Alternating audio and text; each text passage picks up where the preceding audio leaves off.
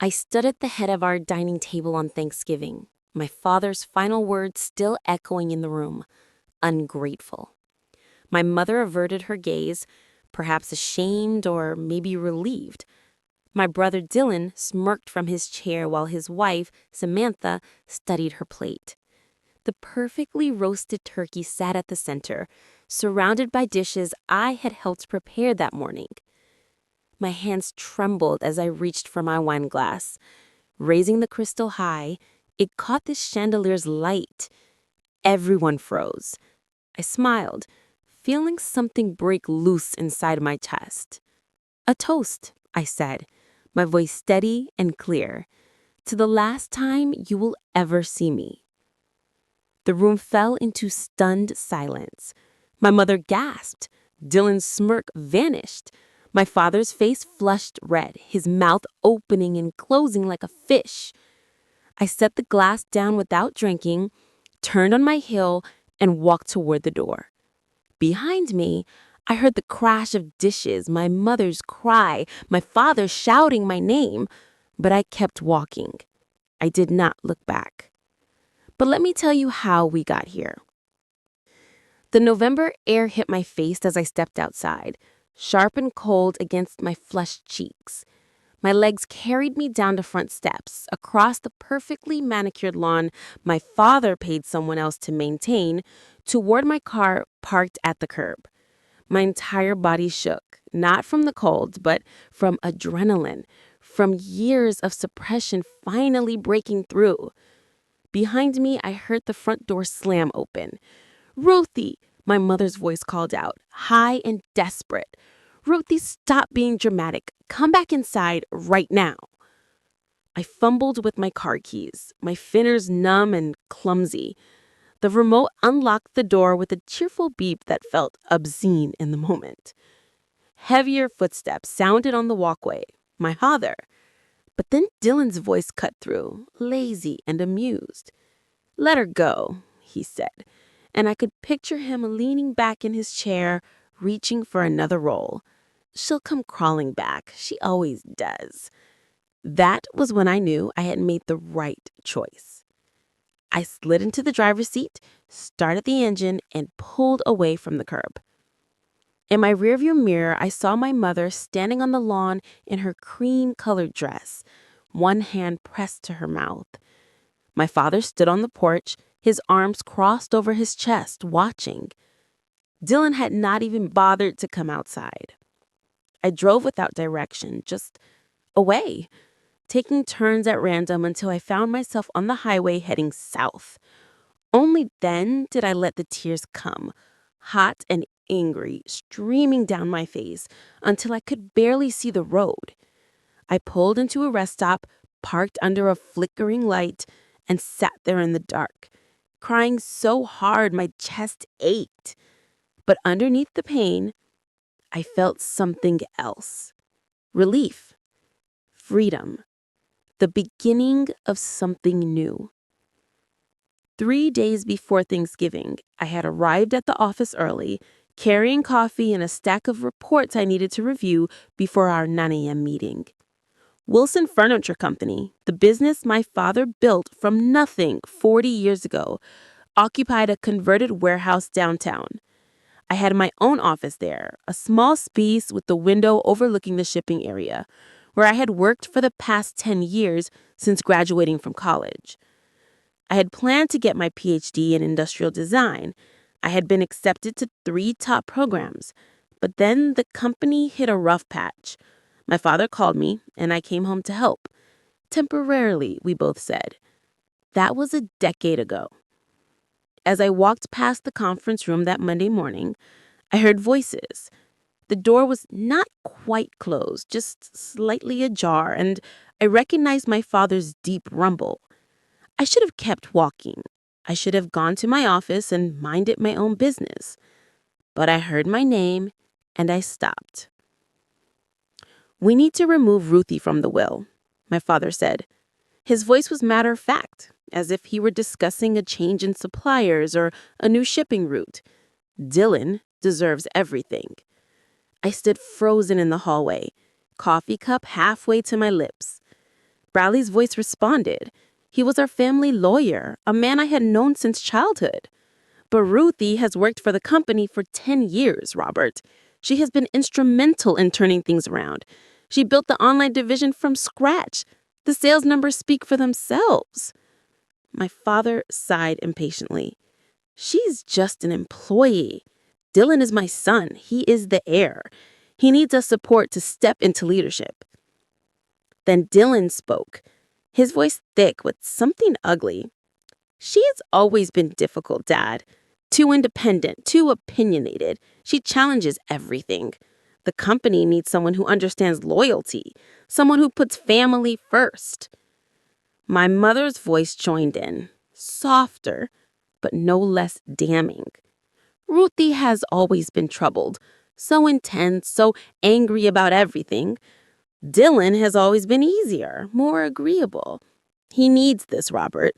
He needs to know we believe in him. I heard papers shuffling. My father cleared his throat and said, "It's settled then. We will announce the changes after Thanksgiving. Bradley, draw up the paperwork. Make sure everything transfers to Dylan when the time comes. The house, the company, the investments. All of it." I backed away from the door, my coffee sloshing over the rim and burning my hand. I barely felt it. I walked down the hall on autopilot into my office, closing the door behind me with a soft click. Then I sat down at my desk and stared at the wall for what might have been 5 minutes or an hour. 10 years. 10 years of 80-hour work weeks. 10 years of sacrificing my own dreams, my education, my own life. I had turned down a marriage proposal from a man I loved because I could not leave the company when it needed me. I had worked through holidays, through birthdays, through every milestone, while Dylan partied and played and spent money on cars and trips and God knows what else. My father always made excuses for him. Dylan is young. Dylan needs time to find himself. Dylan is going through a phase. And I believed them when they said hard work would be rewarded, that dedication mattered, that I was valued. But now I knew the truth. I was just an employee. Dylan was the son. Dylan was the heir. It did not matter what I did or how much I gave. It would never be enough because I was not enough. That night, I went home to my small apartment and cried until I had no tears left. Then I got up, washed my face, and started planning. I would go to Thanksgiving dinner. I would smile and play my part one last time, and then I would walk away and never look back. I woke up in a highway motel with no memory of checking in. The digital clock on the nightstand blinked 6:43 and angry red numbers. My phone sat on the bedside table, screen dark, and I knew without looking that it would be full of messages. I picked it up, stealing myself, and watched as the notifications flooded in. 17 missed calls, 34 text messages, 3 voicemails. Dylan had sent 5 messages, each more hostile than the last. "You embarrassed the family. How dare you make a scene like that?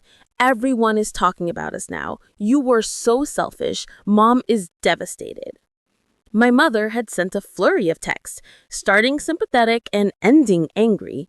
"Honey, please come back. We can talk about this. Why are you doing this to us? I raised you better than this. Your father is furious. You have ruined everything." My father had sent nothing. His silence was somehow worse than anything Dylan or my mother could say. It was dismissal, erasure, as if I had already ceased to exist in his world. I turned off my phone and went to take a shower, standing underwater as hot as I could stand until the bathroom filled with steam and my skin turned pink. By noon, I had checked out of the motel and driven into the city to a different hotel, nicer this time, using money I had been saving for years in a separate account my family knew nothing about.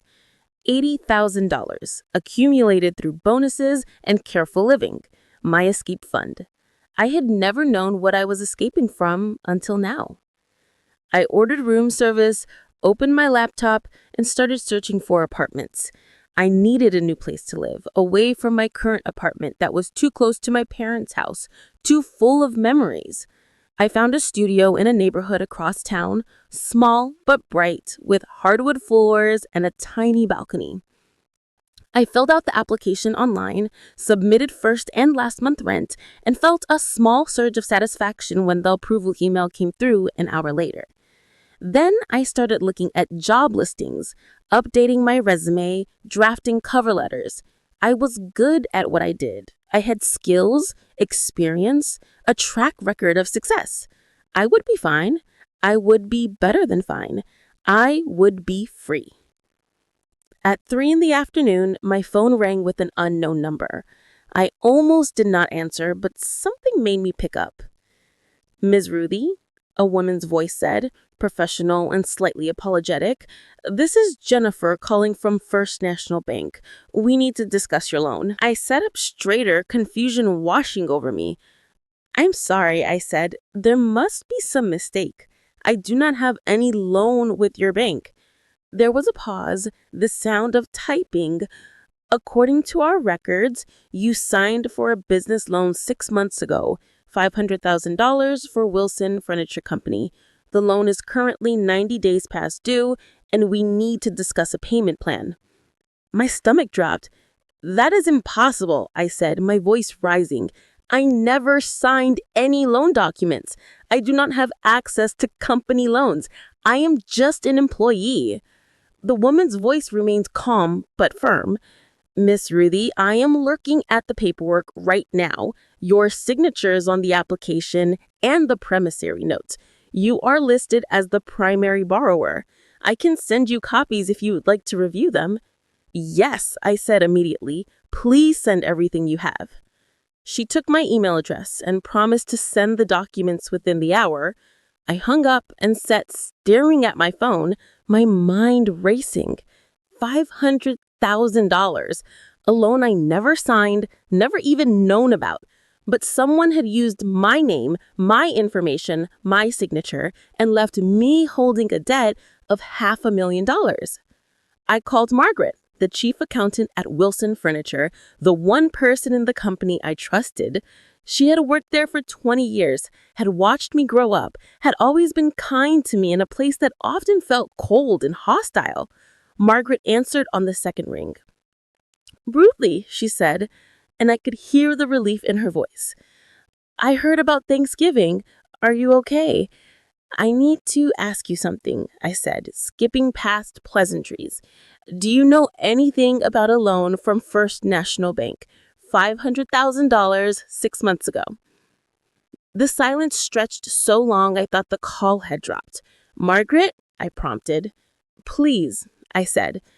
"I was afraid you would find out," she said finally, her voice barely above a whisper. She told me everything. Dylan had needed money, a lot of money, for what he called an investment opportunity. A tech startup he said was a sure thing, guaranteed returns. But the company required cash up front, and Dylan did not have access to that kind of money without going through my father. So he had taken one of my old signature cards from the HR files, practiced my handwriting, and forged my name on loan documents. He had told Margaret it was an emergency, that I know about it and approved it, that it was all legitimate but needed to be kept quiet from my father for business reasons. Margaret had believed him because she wanted to believe him, because he was the boss's son and she needed her job. The loan went through. Dylan had taken the money and the tech startup had collapsed 3 months later, taking every penny with it. Dylan had tried to hide the situation by manipulating the company books, moving money around, creating false entries. Margaret had helped him, afraid of losing her job, afraid of the consequences. But now the bank wanted payment, and they were coming after me because my name was on the loan. If I could not pay, I would be sued. I could lose everything. I could even face criminal charges if they believed I was involved in the fraud. I called up a Margaret and sat in stunned silence. $500,000, a debt I did not owe, created by a brother who hated me in a family that had just cut me out of their will. Dylan had not just betrayed me, he had set me up to take the fall for his failures. And my family would let it happen. They would let me drown to save him. That was when I realized this wasn't over. Walking away from Thanksgiving dinner was just the beginning. The real fight had not even started. I met with the lawyer 2 days later. His name was Jonathan Price, and he came highly recommended by a former colleague. His office was in a converted brownstone downtown, filled with law books and the smell of old paper. Jonathan was in his mid-50s with gray hair and kind eyes behind wire-rimmed glasses. I told him everything, starting with the Thanksgiving dinner and working backward through the years of manipulation and control. I showed him the loan documents, the forged signatures, the email from Margaret confirming Dylan's fraud. Jonathan studied each page carefully, making notes in precise handwriting. "This is textbook fraud," he said when I finished. "Your brother committed multiple felonies: forgery, identity theft, financial fraud. You have strong grounds to file a police report and pursue both criminal and civil charges." But he leaned back in his chair, his expression serious. "Your family has resources, Ruthie. Your father's company, even struggling, has assets. They can hire expensive lawyers. They can drag this out for years. They can make your life extremely difficult. Are you prepared for that?" I met his eyes steadily. "I don't have a choice," I said. "If I do nothing, I am responsible for debt I did not create. The bank will come after me. My credit will be destroyed. I might face criminal charges myself. At least this way, I'm fighting back." Jonathan nodded slowly. "Then we need to move fast," he said. "We will need a handwriting expert to prove the signatures are forged. We will need Margaret's testimony, though she may be reluctant given her own involvement. We will need to file motions, gather evidence, prepare for a long battle. This will not be easy or cheap." His fees were steep but fair. I wrote a check for $10,000 as a retainer, watching my savings account shrink, but I had no other option. I left his office feeling both hopeful and terrified, knowing I had just declared war on my own family. The counterattack came faster than I expected. 4 days after my meeting with Jonathan, a process server knocked on my hotel room door. I opened it to find a woman in her 30s holding a manila envelope. "Ruthie Wilson," she asked. I nodded. "You have been served," she said, and handed me the envelope before walking away. Inside were legal documents, dense with formal language and numbered paragraphs. I read through them twice before the meeting sank in. My family was suing me. Not just suing, but accusing me of corporate theft, claiming I had stolen confidential company documents, trade secrets, and proprietary information. They were demanding $2 million in damages for harm done to Wilson Furniture's business reputation and operations. The lawsuit claimed I had taken files when I left, that I planned to use them to start a competing business, that I had violated my employment contract and various non-disclosure agreements. It was all lies. I had not taken anything when I walked out of that Thanksgiving dinner except my purse and coat. I had not been back to the office since the Monday I overheard their meeting. I had not copied files or stolen secrets, but the lawsuit made it all sound believable, painting me as a vengeful employee seeking revenge on the family that had given me everything. I called Jonathan immediately, my hands shaking so badly I could barely hold the phone. "I just got served," I said. "They are suing me for $2 million. I heard him sigh. "I was afraid of this," he said. "They are trying to destroy you financially. Even if you win, the legal costs of defending yourself will drain your resources. And if you lose, you will be in debt for the rest of your life. Combined with the loan situation, they are trying to make it impossible for you to fight back. Can they do this? Is it legal to just make up accusations like this? They have lawyers who know how to make false claims look plausible. They will produce some evidence, maybe emails taken out of context, maybe testimony from coworkers who feel pressured. The goal is not necessarily to win. The goal is to break you, to make you give up, to force you to come back and beg for mercy. That night, Dylan called me. I saw his name on the screen and almost did not answer, but I needed to hear what he would say, needed to understand just how far he was willing to go. I picked up and said nothing, just waited. "You made a big mistake walking out," he said. His voice was cold, controlled, nothing like the lazy mockery from Thanksgiving. "I know you talked to a lawyer. I know you're trying to blame me for the loan, but here is what you need to understand, Ruthie. You will not win. You cannot win. Dad has the best legal team in the state. You have some solo practitioner working out of a brownstone. We will bury you in paperwork. We will drag this through court for years. We will destroy your credit, your reputation, your future. And you know what? By the time we are done, you will have nothing left. No money, no career, no family. You will be completely alone." I felt anger surge through me, hot and fierce. "You forged my signature? You committed fraud. You are going to prison, Dylan." He laughed, sharp and bitter. "Prove it," he said. "You think anyone will believe you? Over me? Over Dad? You're the one who stormed out of Thanksgiving like a crazy person. You're the one who is suing the family. Everyone will think you're having some kind of breakdown. And maybe you are. Maybe you've always been unstable and we tried to help you. That's what the jury will hear. That's what everyone will believe." I hung up, my heart pounding. His words circled in my head like vultures. Maybe he was right. Maybe I couldn't win. Maybe I was about to lose everything. I checked my bank account that night and felt sick. Between the hotel, Jonathan's retainer, moving costs, and daily expenses, I was down to $68,000.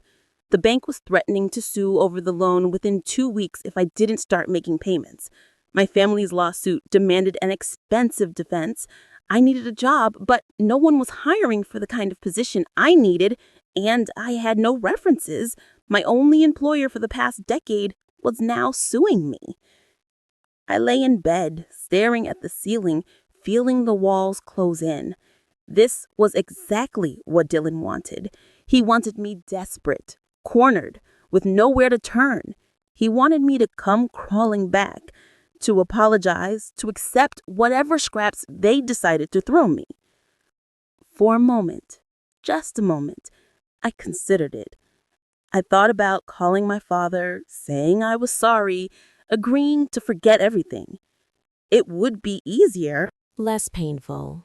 I could return to my small office, my predictable routine, my invisible life. But then I remembered sitting in that hallway, listening to them dismiss a decade of work and sacrifice as if I were nothing, just an employee, not family, never family. I knew then I would rather lose everything than go back to that. I would rather fight and fail than surrender without trying. So I turned out the light, closed my eyes, and tried to find sleep and the strength for whatever came next. Sleep felt like a distant memory. I'd been living in the hotel for 2 weeks, going through the motions of searching for jobs and apartments, waiting for the next attack. The bank sent 3 more letters, each more threatening than the last. Jonathan was working on my defense, but he needed time and money, both of which were running out. I sat in my hotel room on a gray Thursday morning, drinking bad coffee and scrolling through job listings, when my mind drifted to my grandmother. Eleanor had died when I was 19, a sudden stroke that took her before any of us could say goodbye. I had loved her fiercely. She was the one person in my family who saw me, truly saw me, and understood that I wanted more than the life my father offered. She had encouraged my dreams, supported my education, and told me I was special. In the chaos of her funeral and my parents' grief, I remembered her pulling me aside days before she passed. She held my hand with her papery fingers and said, "I have taken care of you, Ruthie. You will see." I thought she meant emotionally, in the way grandmothers always care for their grandchildren. But now, with everything I knew about my father's lies, I wondered, what if she meant something concrete, something real? I had never received any inheritance from her. My father handled the estate and told us Grandma Eleanor left everything to him with the understanding that he would use it to care for the family. I had been too young and too grief-stricken to question it. Then my phone buzzed. A text from Margaret. "We need to talk in person. It's important." We met at a coffee shop on the edge of town, a place neither of us usually went, where we wouldn't run into anyone from Wilson Furniture. Margaret looked older than I remembered, worn down and anxious. She had quit the company 3 days after I left, unable to continue working for people who had used her to hurt me. She slid into the booth across from me and set a small cardboard box on the table.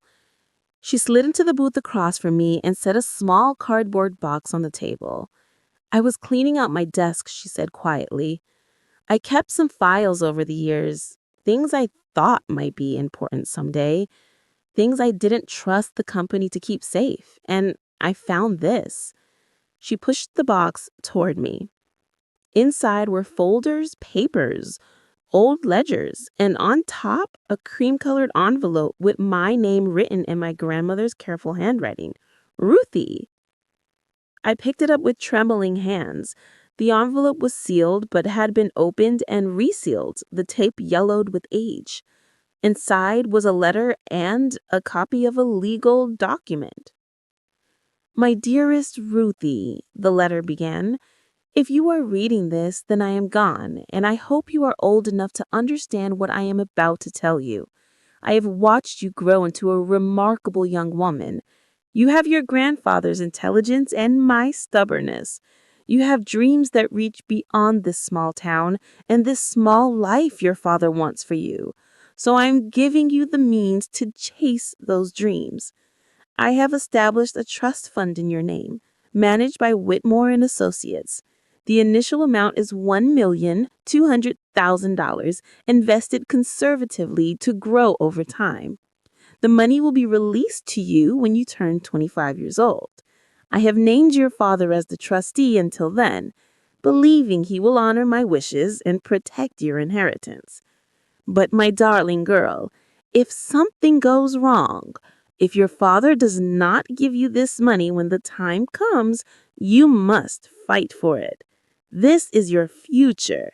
This is your freedom. Do not let anyone take it from you. All my love, Grandmother Eleanor." I read the letter 3 times, tears blurring the words. $1,200,000? Released when I turned 25? I was 32 now. The money should have been mine 7 years ago, but I had never received it. I had never even known it existed. I looked at the legal document clipped to the letter. It was a copy of the trust agreement dated 6 months before my grandmother's death. It laid out everything clearly: the amount, the investment strategy, the release date, and the trustee, Robert Wilson, my father, with explicit instructions to transfer the funds to me on my 25th birthday. Margaret watched me read, her expression sad and knowing. "I found this last week," she said. "It was in an old filing cabinet no one uses anymore. I think your father hid it there and forgot about it, or maybe he thought no one would ever look." I started digging through the company's financial records, the ones I kept copies of before I left, and I found this. She pulled out another folder, thicker, full of bank statements and transfer records. Your father withdrew the money from the trust account starting 8 years ago. Small amounts at first, then larger sums. He used it to pay off Dylan's debts, gambling debts mostly. Dylan owed money to some very dangerous people, and your father used your inheritance to keep him safe. By the time you turned 25, the account was empty. Your father had stolen every penny. I sat there, the papers spread across the table, my mind struggling to process what I was seeing. My father hadn't just denied my inheritance, he'd actively stolen it. He had taken money my grandmother left specifically for me and given it to my brother. He had betrayed not only myself, but his own mother's final wishes. And he had never told me. He had let me believe there was nothing, watching me struggle and sacrifice while Dylan lived off money that should have been mine. Margaret reached across the table and squeezed my hand. This is felony theft, abuse of fiduciary duty. Your father could go to prison for this, and you have every right to sue for the return of the money plus interest and damages. I looked at her, feeling something cold and hard settle in my chest. How much would it be now? With interest, Margaret said, doing quick calculations on her phone, probably around $1,600,000. Maybe more, depending on how the court calculates damages. I gathered the papers, placing them carefully back in the box. This changes everything, I said. Margaret nodded. You have the power now. You have evidence of crimes. You have leverage. The question is, what are you going to do with it? I thought about my dwindling bank account, the lawsuits piling up, the family that had systematically destroyed me. I thought about my grandmother's letter, her faith that I would fight for what was mine, and I knew exactly what I was going to do. I was going to make them pay, not just in court, but in every way that mattered. I was going to take everything they tried to hide and drag it into the light. I was going to show the world exactly who they were. I called Jonathan from the parking lot and told him to file new lawsuits. I wanted my father charged with theft, abuse of fiduciary duty, and fraud. I wanted Dylan charged with forgery, identity theft, and criminal fraud. I wanted every crime documented, every lie exposed. And I wanted my money back, every cent of it, plus interest and punitive damages. Jonathan listened carefully, then said, "This is going to get very ugly, Ruthie. Your family will fight back hard. They will try to destroy you." "I know," I said, watching the gray sky and feeling raindrops start to fall. "Let them try. I am done being afraid." Jonathan filed the lawsuits on Monday morning. By Tuesday afternoon, the story had hit the local business news. Local furniture company owner accused of stealing daughter's inheritance. The article was factual, but damning, laying out the basic allegations without taking sides. By Wednesday, I had 3 reporters calling me for interviews. By Thursday, my family's counterattack began. It started with whispers, rumors that spread through social media like wildfire. A former Wilson Furniture employee posted on Facebook that I had always been unstable, prone to outbursts, impossible to work with. A neighbor of my parents shared a story about seeing me stumbling drunk outside my apartment months ago, suggesting I had a substance abuse problem. Someone created an anonymous account and posted on a local forum that I had been in rehab, that my family had tried to help me, but I had refused treatment. None of it was true. I did not have a drinking problem. I had never been to rehab. I was not unstable or difficult. But the lies were specific enough, detailed enough that people believed them. They spread and mutated, each retelling, adding new embellishments. By Friday, a friend from college called me, her voice concerned and careful. "Ruthie," she said, "I need to ask you something. Are you okay? Is it true you were in treatment for drug addiction?" I felt my stomach drop. "What?" I said. "No, where did you hear that?" "There are posts online. Multiple people saying they know someone who knows you, saying you have been struggling for years. I am so worried about you." I hung up and immediately searched my name online. The results made me feel sick. There were posts on Reddit, on Facebook, on local community forums. They all told similar stories. Ruthie Wilson, unstable and unreliable. Ruthie Wilson fired from her family company for erratic behavior. Ruthie Wilson desperate and vindictive, making up lies to get money. There were photos of me looking tired taken from my old social media accounts used as evidence of my supposed decline. There were anonymous testimonials from people who claimed to have worked with me, describing my anger issues, my paranoia, my increasingly bizarre behavior. It was a coordinated attack, carefully planned and expertly executed. My family was destroying my reputation, making sure that even if I won in court, I would lose in the court of public opinion. I called Jonathan, my voice shaking.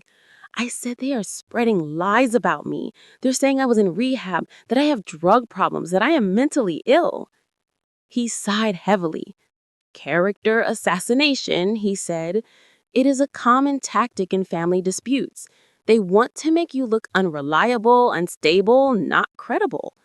We can sue for defamation, but that is another lawsuit. More legal fees, more time. And proving who's behind the post is difficult. They're using fake accounts, anonymous sources. By the time we track them down, the damage is done. The damage was already done. I'd applied for 3 jobs in the past week, good positions at other furniture companies where my experience should have made me a strong candidate. All 3 had invited me for initial interviews, but now, one by one, they called to cancel. We have decided to go in a different direction.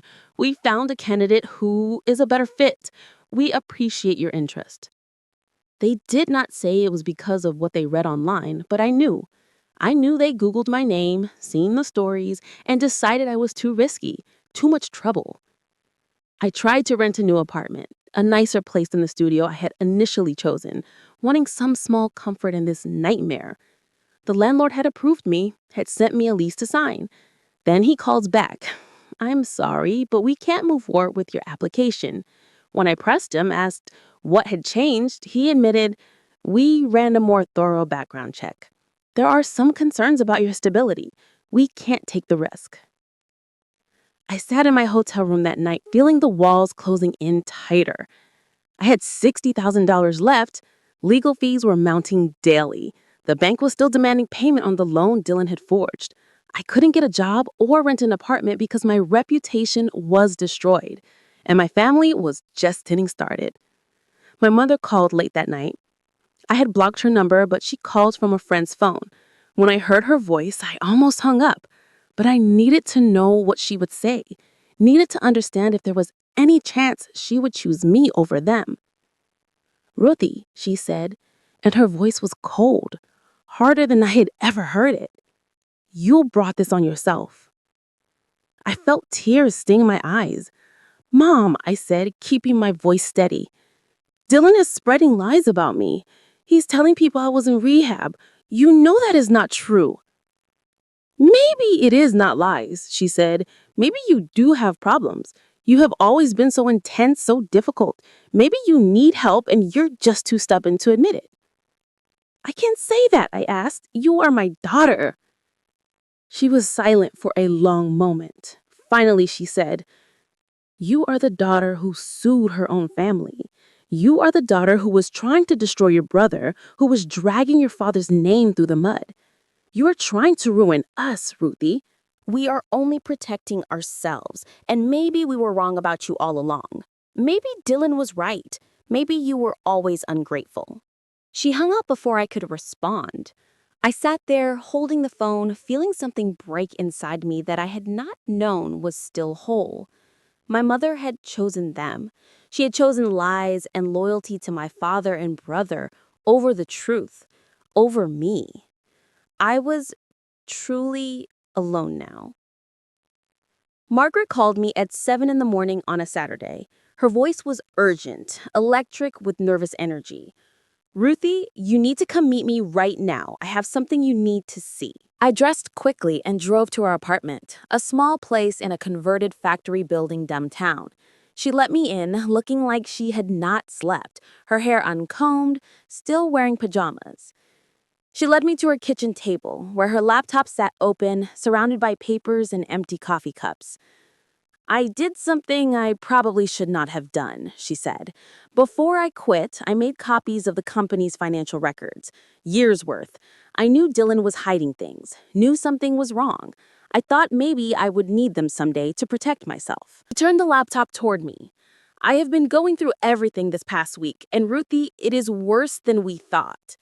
Dylan did not just forge your signature for that one loan. He has been embezzling from the company for years. Look."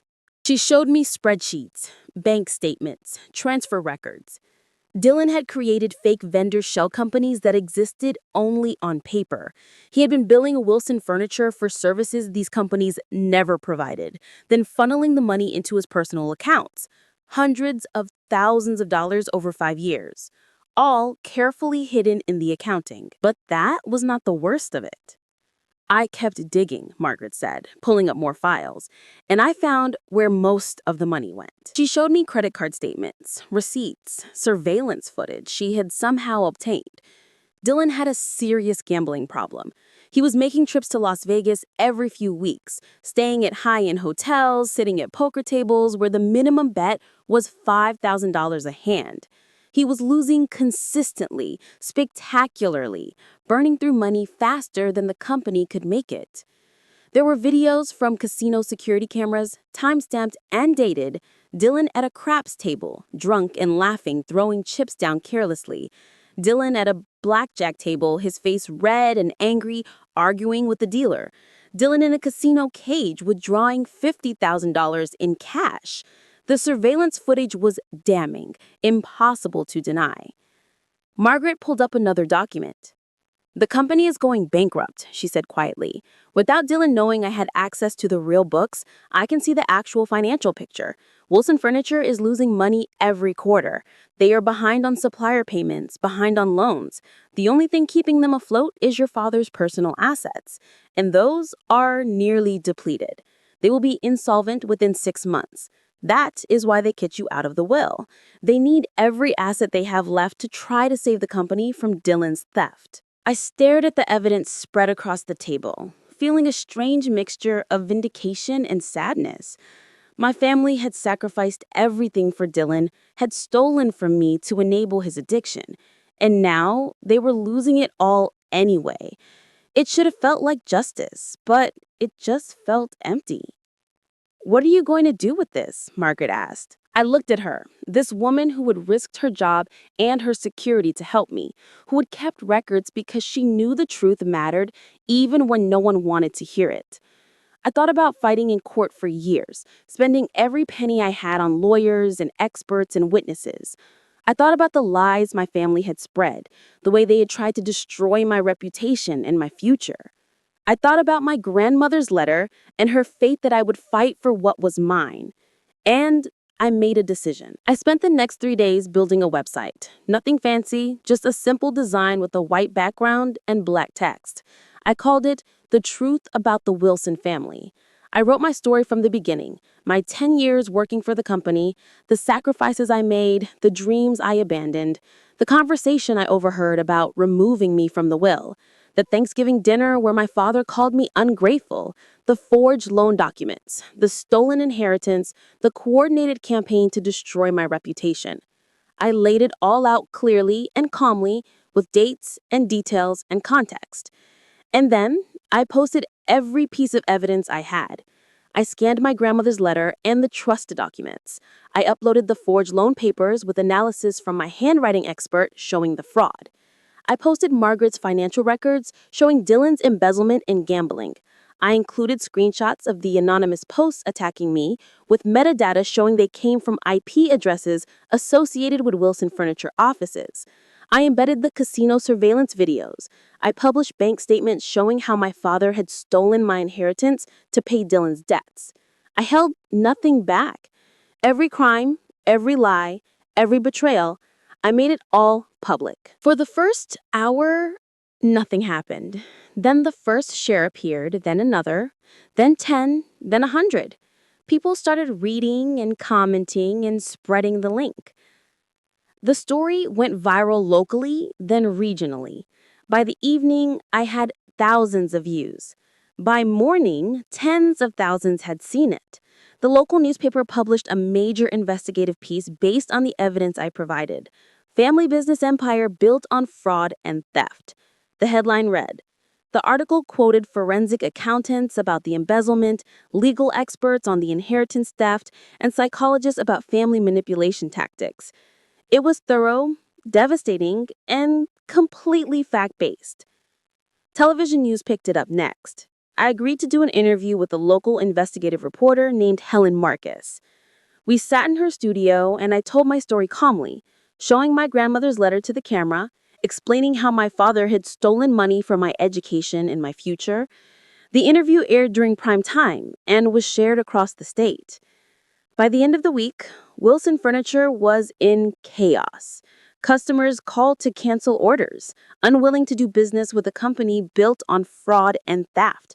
Suppliers demanded immediate payment on outstanding invoices. The bank that held the company's line of credit called in the full amount. 3 major business partners terminated their contracts. My father's phone rang constantly with angry creditors, disappointed customers, and reporters seeking comment. Dylan stopped going outside. According to Margaret, who still had friends at the company, he locked himself in his house and ignored calls. Samantha, his wife, filed for divorce and took their 2 children to her parents' house. My mother called me one more time, her voice breaking. "How could you do this to us?" she sobbed. "We are ruined. The company is finished. Your father might lose everything. We are the laughingstock of the entire city. You have destroyed your own family." I took a deep breath, feeling calmer than I had in months. "I did not destroy anything," I said quietly. "I told the truth. You destroyed yourselves. You chose to steal, to lie, to commit fraud. You chose to protect Dylan no matter what he did. You chose to sacrifice me to save him. I just made sure everyone knew what you did." "But we are family," she cried. "Family does not do this to each other." "You are right," I said. "Family does not do this to each other." And she finally went silent. The lawsuits moved quickly once everything became public. With overwhelming evidence and the weight of public opinion on my side, my family's lawyers recommended settlement. 3 weeks after I published the website, we all sat in a conference room at Jonathan's office for mediation. My father looked older, grayer, his shoulders slumped in defeat. Dylan would not meet my eyes, sitting next to his lawyer and staring at the table. My mother was not there. She had checked herself into a spa in Arizona, unable to face the scandal. The mediator, a retired judge with 30 years of experience, laid out the terms. My father would pay me $1,600,000, the full value of my inheritance, plus accumulated interest and damages. The payment would come from his personal assets, since the company had none left. Dylan would officially take responsibility for the forged loan, transferring the debt into his name and removing me from all liability. The bank had agreed to this arrangement, eager to avoid the publicity of suing a fraud victim. My family would withdraw their lawsuit against me with prejudice, meaning they could never bring those claims again.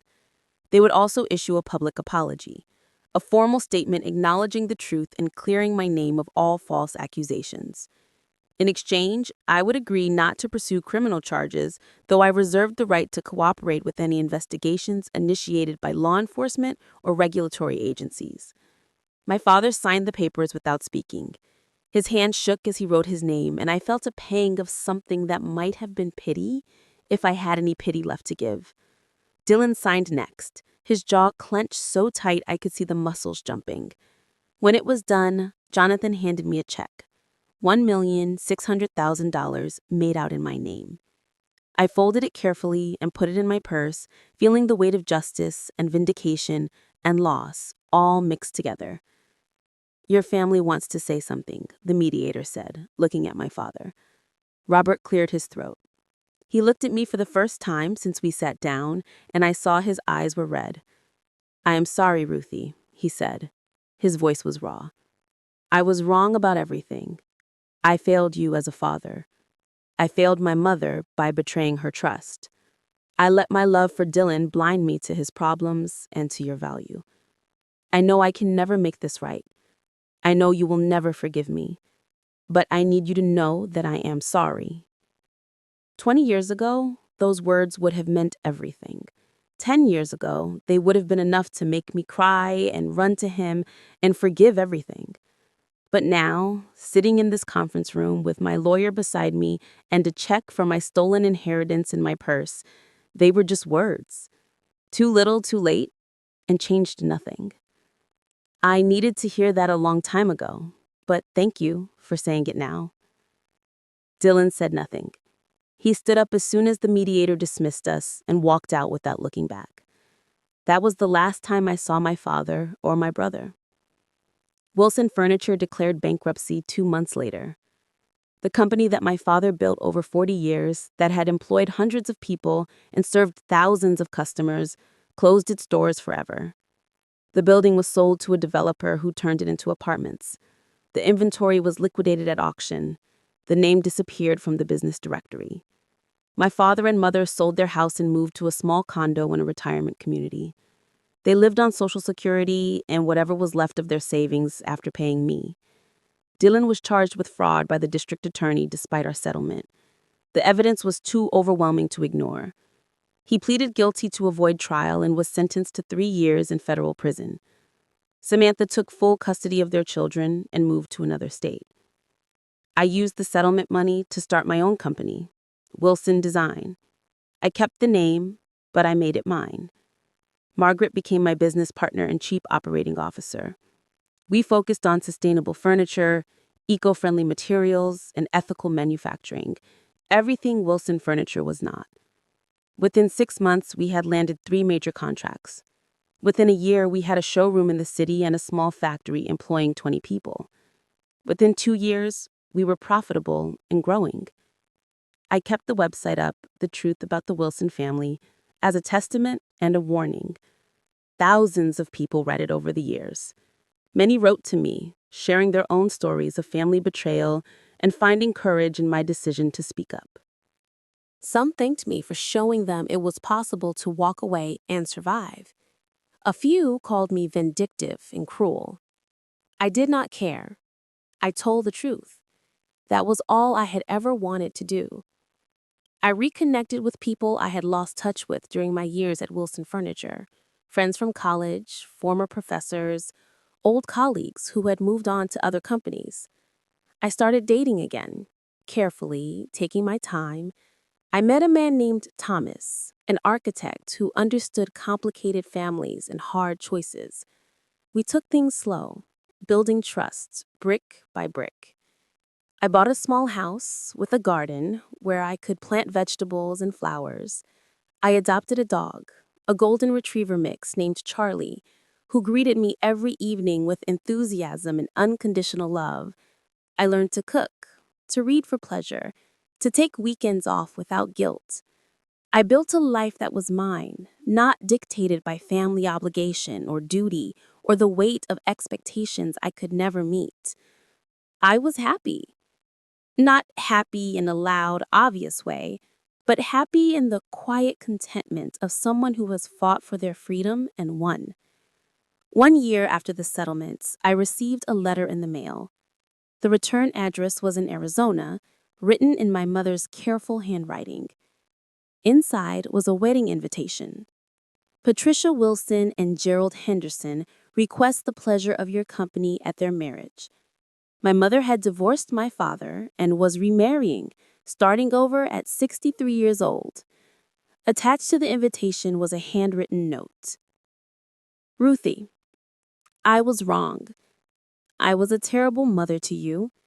I chose your father and your brother over you again and again when you deserved my support and my love. I do not expect you to forgive me. I do not expect you to come to the wedding. But I want you to know that I am proud of you. You did what I never had the courage to do. You stood up for yourself. You walked away from people who hurt you. You built a life on your own terms. I see now what strength that took. I see now what I should have seen all along. You were always the strong one. I love you, Mom. I read the letter 3 times, tears streaming down my face. They were not tears of sadness exactly, and not tears of joy either.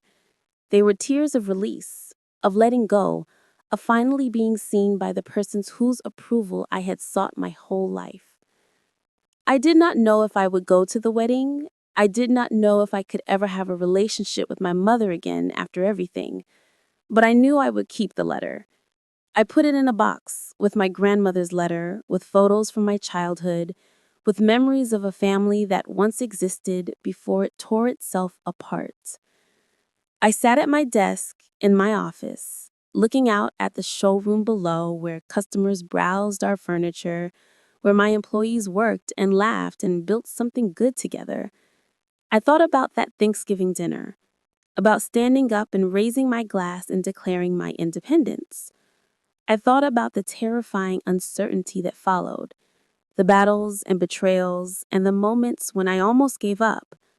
I thought about my grandmother's faith in me, about Margaret's loyalty, about Jonathan's patient guidance, about the strangers who read my story and reached out with support. And I thought about the woman I had become, stronger than I knew, braver than I believed, capable of surviving loss and building something new from the ashes. I whispered to myself, to the Ruthie who walked out of that house 3 years ago with nothing but determination and fear. Thank you, I said. Thank you for standing up. Thank you for walking away.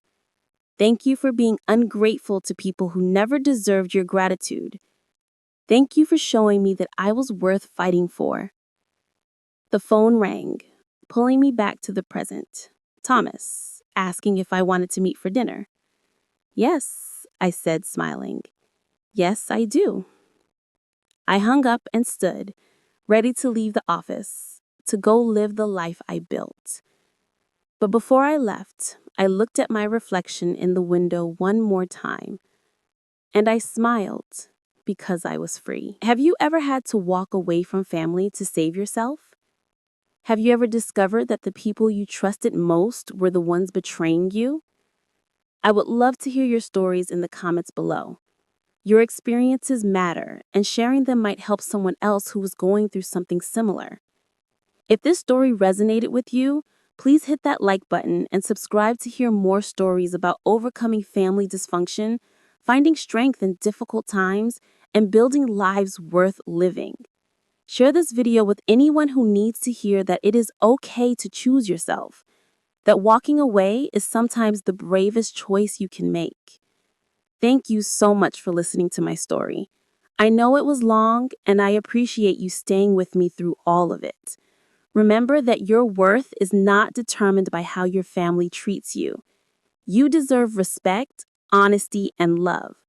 Never let anyone convince you that standing up for yourself makes you ungrateful. Sometimes, being ungrateful to toxic people is the healthiest thing you can do. Take care of yourselves out there. Set boundaries.